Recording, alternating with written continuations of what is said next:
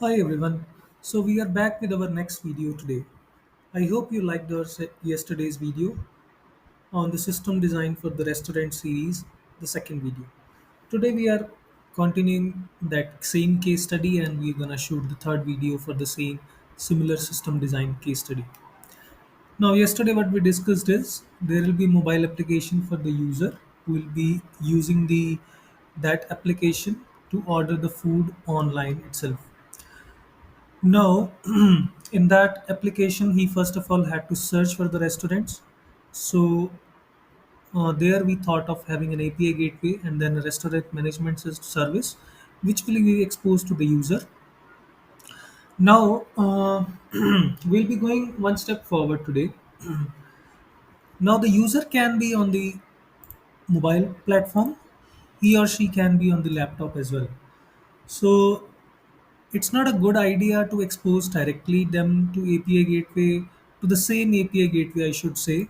So basically, there should be a BFF design pattern which should be implemented for them, so that we understand first of all. For example, mobile when you are searching on the mobile platform, you may not need all the information of a restaurant, so you may need the minimal information. Whereas when you are on the laptop, so you may need or you can digest the detailed information as well. Okay, so that's what it's about, the differences. So that's where you will have to segregate that out separately by using backend for front end design pattern. So that's another design pattern that we can use in the distributed architecture pattern or distributed services or distributed products. So with that, what will happen is, so your mobile application will have a separate API or a separate layer of gateway to talk to the backend, and when your mobile application will talk via that way, so it will get the required information which is needed on the mobile device only. And the same thing, the laptop will call another service because that's only designed for the laptop or basically the desktops. When that service will be called, so that will get the detailed information for the desktop. So for example, you are on the mobile screen, so you need the minimal information, and then another user who is on the laptop, so he needs the detailed information. So that's the difference. So when you call from the laptop, so you will call another API gateway. When you call from the mobile systems, so then you will call the another API gateway.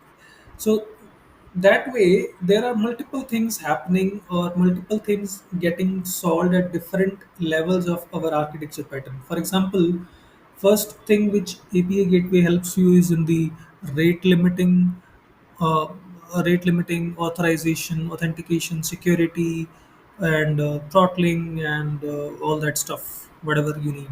So that's where it will be different for example, for some of the users who are basically, let's say, are subscribing to your platform, and those are not the premium customers, or those are basically not the gold customers, I would say.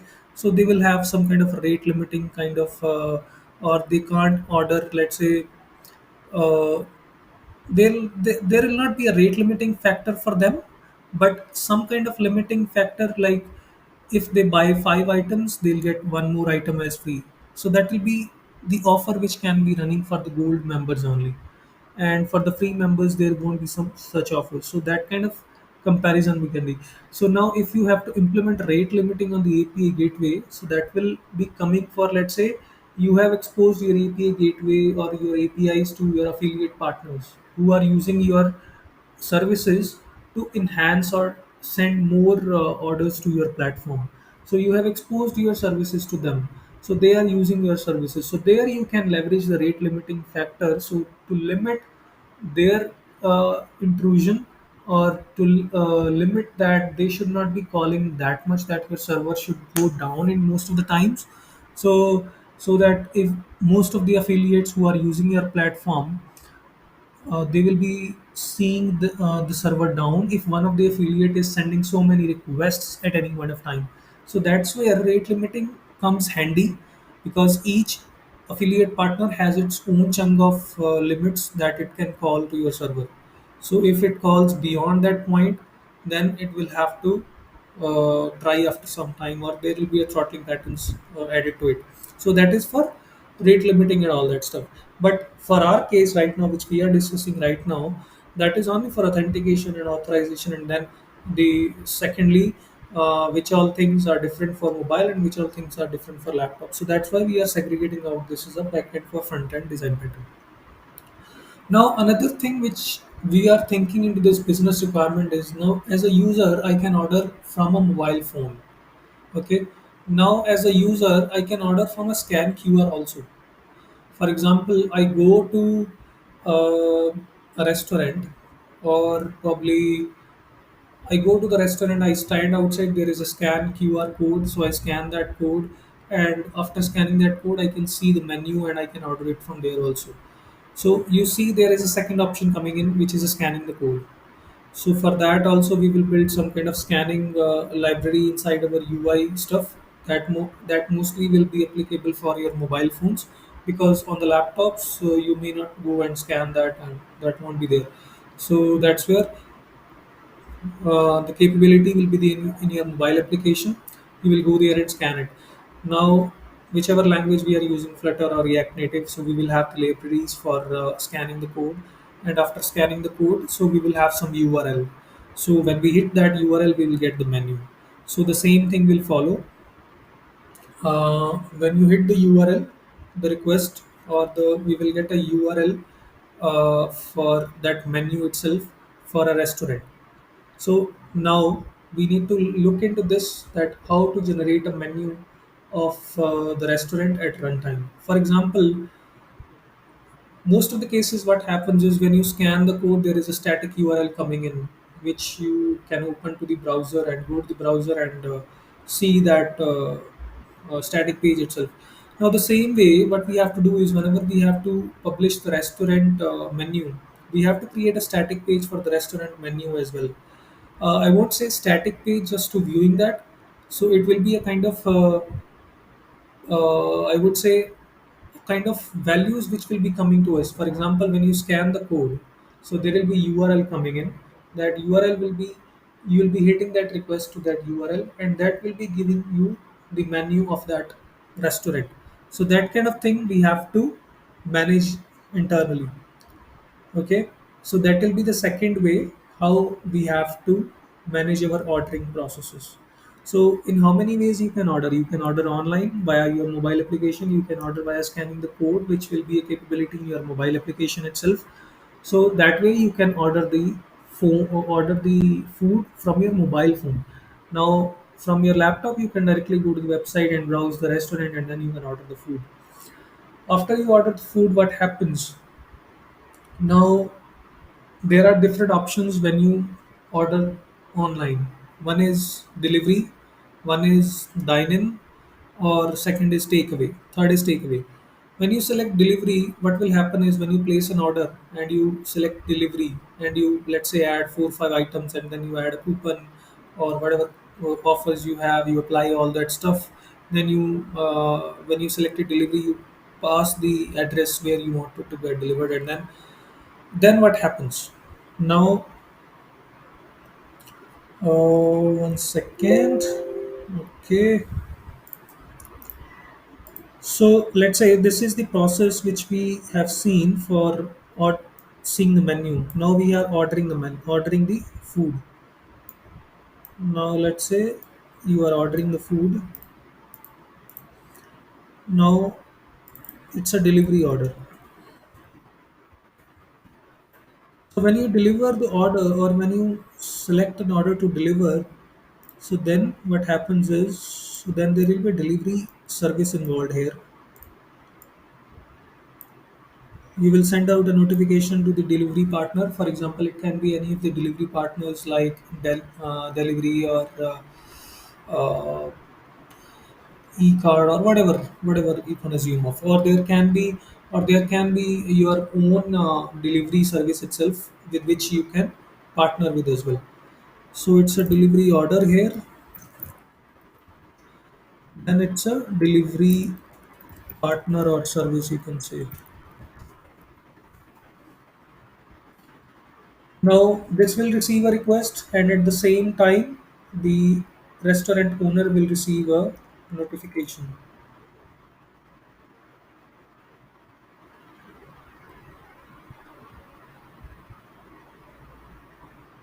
Okay, so this is restaurant owner.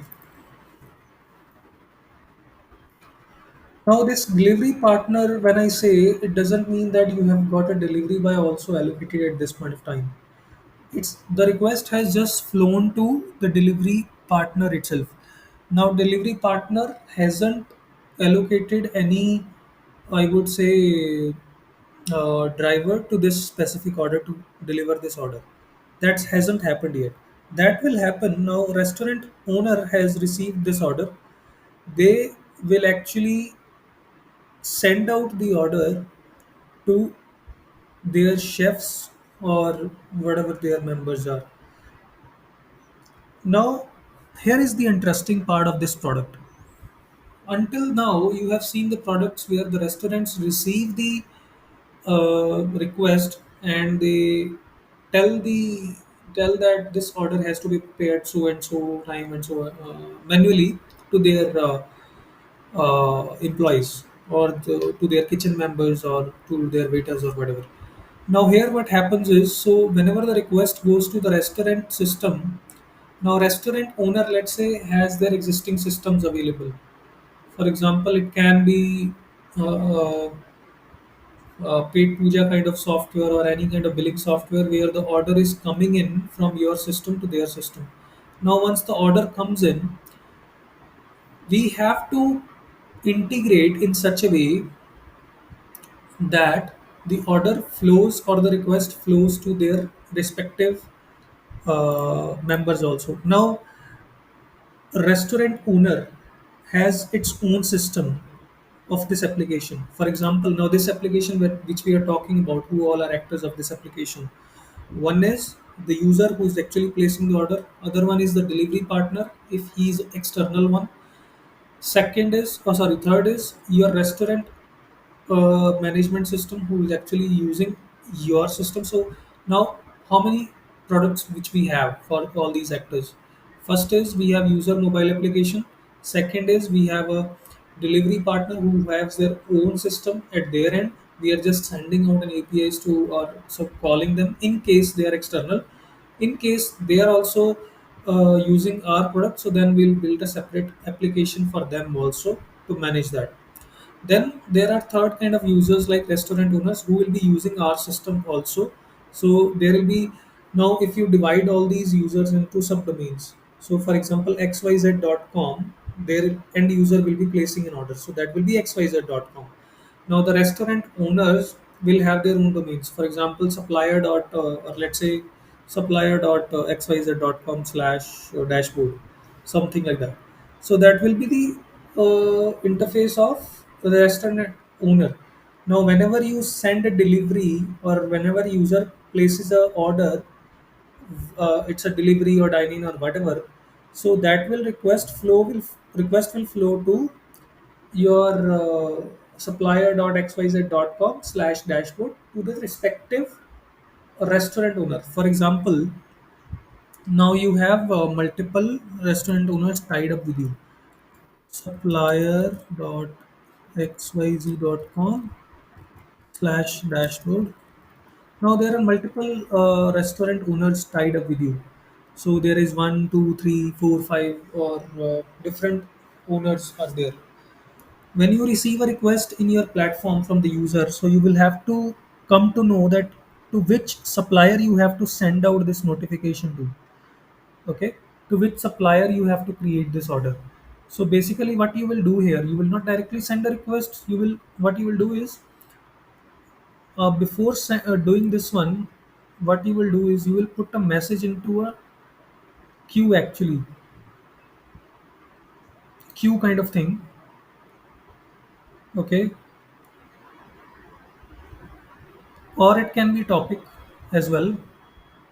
I don't have the topic sign here, but I'll use this one for example. Now, queue is for single to single communication. Let's say you want to send a message to this, uh, I would say, restaurant owner. That's a single to single only. But let's say there are multiple restaurants and user has ordered, let's say, items from five, I would say, restaurants. Now, that also can be one of the requirements. the user can order from multiple restaurants also in one order itself. So let's assume user has ordered from three restaurants. In that case, you will put the message in three queues? No, you will not put the message in three queues one by one. What you will do is you will add the message in a topic. You will add the message in a topic here, and the topic will actually filter out now all these queues. For example, this restaurant A is queue, this is restaurant B's queue, and this is restaurant C's queue. Now this topic will actually have filtering logic, and basically it will actually only send the messages required for are required for these three different queues here. Okay, so there can be three things now. Now if I talk from the generally publisher subscriber pattern, you have a topic where you are sending in a message. Those messages has to be consumed by different consumers also. Okay, so basically what you will send is, if I talk from now from the infra level or from the software level here, so let's say I use Kafka as a pub-sub mechanism. So Kafka will have its topic where you will send a order placement or order creation topic. In that topic you will send your message. Now this order has to be given to three different restaurants. Now those three different restaurants can't subscribe to the same message that it has received, because in that case those restaurants will be able to see the other restaurants messages also. So what you have to do is you will have to send three different messages by three different partition IDs. Okay. For example, partition ID 1 for restaurant Q1, partition ID 2 for restaurant Q2, partition ID 3 for restaurant Q3.